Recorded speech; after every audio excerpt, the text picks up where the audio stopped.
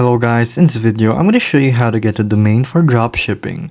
So here we have Shopify, a famous website for dropshipping. Here you can add your eBay, your Alibaba for dropshipping into your store. So in default you already have your domain, as you can see right here. When you copy this and we paste it here, you will see my website, which is my domain basically. So it's right here actually. So here it's not active because I have not paid for it yet.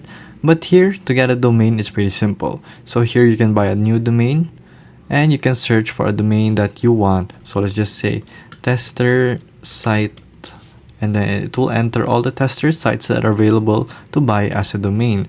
So a second one is going to GoDaddy. So GoDaddy is a domain provider right here, and you want to search for the domain that you want. So let's just say gamerboys123. and you can search for that such domain, and it will give you a price for annual term. So this one is around $20.